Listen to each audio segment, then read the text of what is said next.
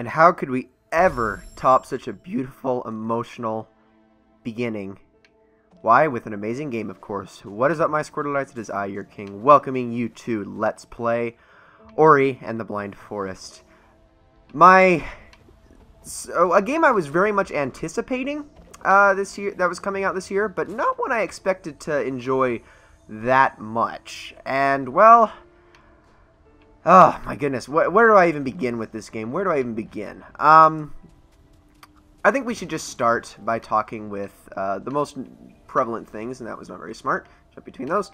The most prevalent things, and first and foremost, it is the gameplay. What kind of game is this? Well, this is a 2D action platformer with puzzle elements and whatnot. It is very reminiscent of other 2D platformers like Super Meat Boy. I think that's probably the closest similarity, at least as far as the platforming goes. However, there are a bunch of other different mechanics to it. But before we go any further, let me just kind of get us all acquainted with our surroundings and whatnot. So we're in this beautiful yet very mysterious and kind of foreboding forest. And really all we've got is Ori here, who, by the way, controls like a butter. Yes, so easy and nice to use. And he handles very smoothly, very responsive. All we can really do is run and jump. We can also drop through platforms like the ones back over there, of course, and then also backflips, because why not? And then we have our HUD down below, which has a couple of notable things. The green little orbs, those are our life orbs. That's our health, basically. There's the yellow orb, which is our experience meter. The number indicates experience points. And then the white meter, the white outline around the meter, indicates something else that I'll explain in this episode once we get to it. So I'm going to want to make this jump. And let's keep going. So, next mechanic, right here, energy cells. That is not going to be on the left side of the HUD. Energy cells are used for creating a soul links and using various attacks. Hold B to create a soul link. This is how you save in the game. This is the only, well, one of only two ways to save in the game. The only other way is to find these things called spirit wells, which save and restore everything. That white meter, as you can see, is now going up. You cannot create another soul link until it is full. And these will also have another purpose that we'll get into in this episode as well. But for now, let's keep moving along. Oh, boy. I can't get out. Ugh! Well, that was close. Whew. We found some spirit light. When you fill the meter, you gain an ability point. That's basically how this works. You get experience from doing various things, breaking open certain things, killing enemies, and whatnot. And you can get experience for it. Level up and get some pretty awesome rewards as a result. Oh, wow. This is just eerie. Alright, but I'll take this. A small spirit light container. You'll find these scattered throughout the world, among other things that we'll be getting into, such as energy cells and health cells. And what is this that was lost?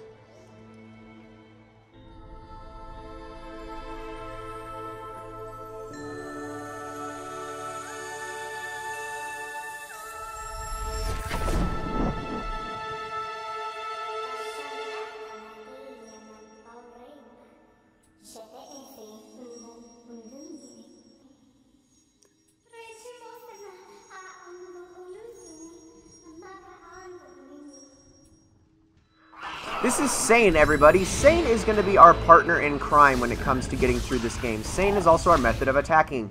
You use X repeatedly to use your Spirit Flame, which allows you to do damage to enemies. And you basically don't want to keep your distance because, well, she has a bit of a range to her. And, of course, you don't want to get squashed by the enemies and whatnot.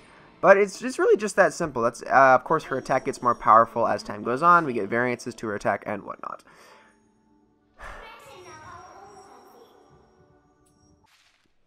So, we need to get to the spirit tree. Sane is going to be directing us there, because Sane is the light of the spirit tree.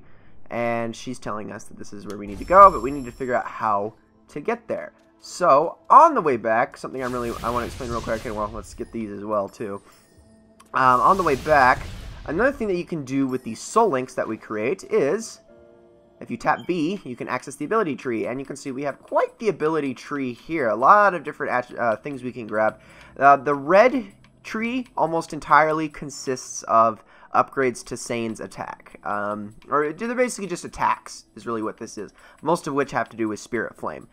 Purple has to do with Soul Links, not Soul Links, has to do with pickups and finding things in the map and stuff like that, which can be incredibly useful. And then this green tree has to do with Soul Links as well as other extracurricular abilities, such as later on Ultra Defense. We can get a more upgraded jumps, breathing underwater without having to worry about a meter, so on and so forth.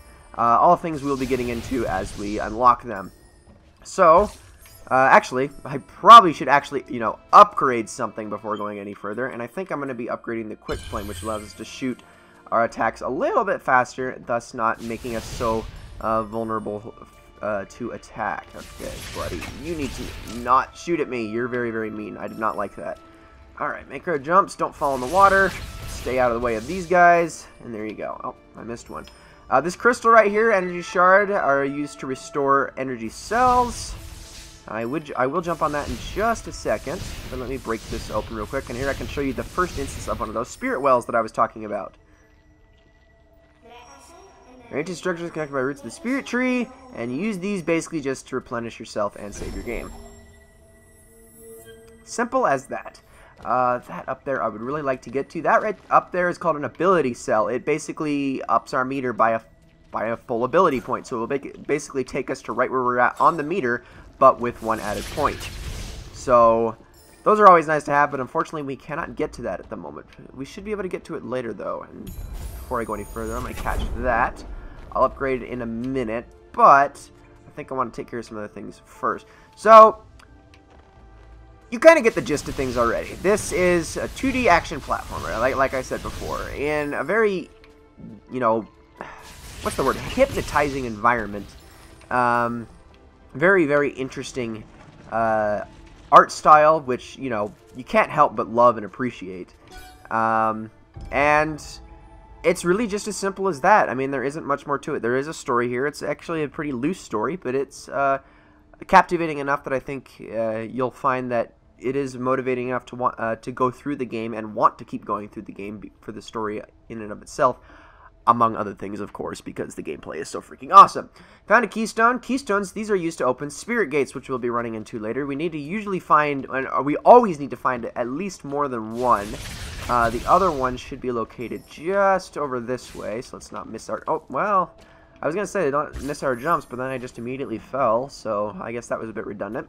Another thing I want to point out about this game, though, is that this game is, well, it's actually quite challenging. It's not the easiest game in the world, and it can be a little bit punishing, especially if you forget to save often. So, just keep that in mind.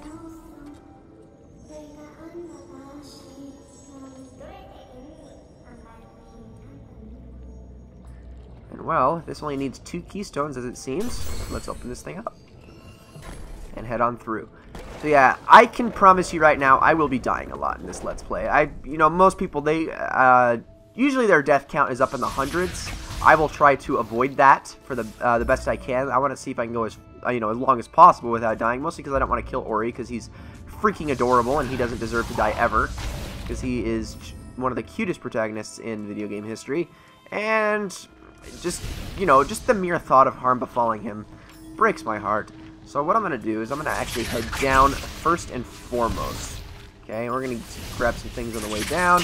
Being very, very, very cautious of our enemies and whatnot. Just shoot that. Grab as much experience as possible. I'm not going to entirely go out of my way to get experience all the time. Like, I will start skipping enemies later on in the game. But right here at the beginning, it is a little bit necessary if you want to level up very, very quickly. Let's see. I think I could go that way. Okay, do I want to go this way, though? Now that I think about it. Alright, give me that. Gimme! There we go. Alright. So let's... Oh, wait, that's not smart. That's not smart. Okay. Easy, easy, easy, easy, easy. Oh, you suck. Oh, crap. I'm only at 1 health. I can't be dying this early. That would be very, very bad. Give me some health, please. Thank you. Let's then get this guy. Oh, hold on, hold on, hold on, hold on. There we go. Alright, I can't get those pickups. That's fine. That's fine. I will live without it. Alright. how the heck are we going to get back out of here now that we've dropped down? I mean, we've obviously dropped way too far to recover. How in the world are we going to get out of here? Alright, I have another ability point, which I do plan on using in just a moment.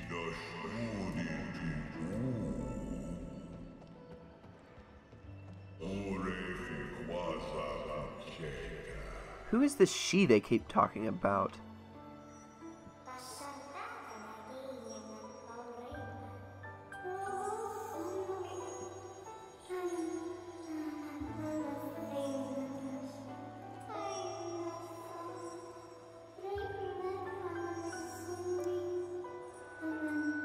Alright, my man Phil's gonna help us out. Too bad he's been dead for years.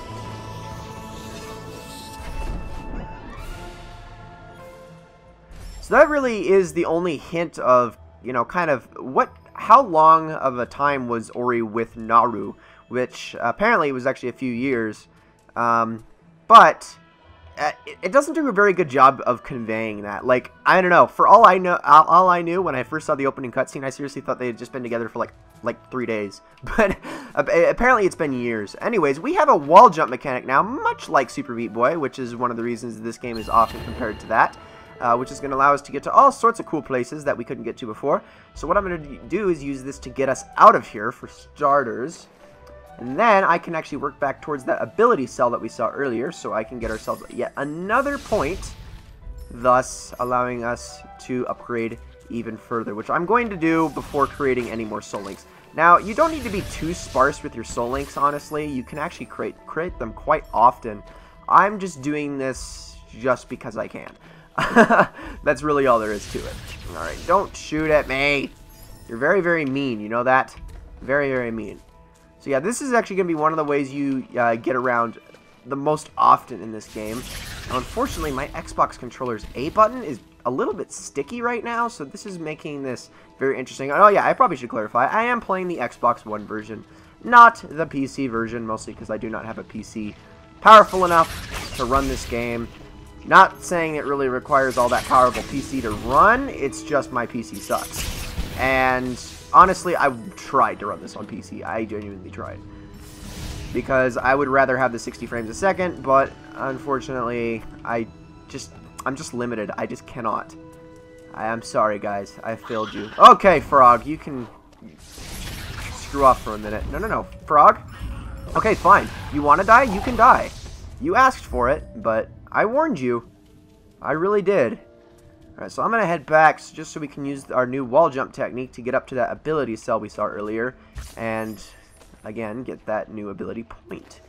Which is just down here. Not down here. That's where the keystone was. It's actually further. Alright, hold on a minute. I'll get to it. And we definitely need to upgrade our attack even further so we can kill some of these enemies faster, because we are going to be seeing lots of repeats of enemies throughout the game as we go, but they are going to have more health at the same time that we're going to have to worry about. So let's head up this way, get our first ability cell, and there we go. Alright, so we now have 3 ability points, and I will use those as soon as we get back to where we were, just because I don't want to be saving right here. I know I'm supposed to be saving often just in case worse comes to worse, but I'm pretty confident that I'm not going to die through this part of the game. Like, not yet anyway. It'll happen. It will happen. There's no way I'm going to be able to go through this game without dying a few times, or even several times, but the longer I can prolong that, the better, and honestly, at the very beginning, I'm just not concerned with it. Alright, buddy. You can die. Woo! Here we go. I don't want to go up that way. I want to keep going this way. Take out this frog again. He's a freaking jerk. That's what he is. Sir Hops-a-Lot. That's what I'm going to call him now. Sir Hops-a-Lot. Alright. So we don't have any keystones to open this up with. Alright, well that's actually a predicament. And I just jumped right into that like a freaking moron. Well, I wonder, where are we going to get these keystones at? Well, we actually haven't been down this way yet. So let's do that. Take a look around here, and before I go any further, let me save and access the ability tree. Alright, I'm gonna go balanced on either of these, so we're gonna get Spirit Magnet, will now pick up Float to me, and also reusing Soul Links shortens the cooldown timer. And then let's go with Spark Flame. Yeah, just so we can get that more powerful attack. Oh, hi there.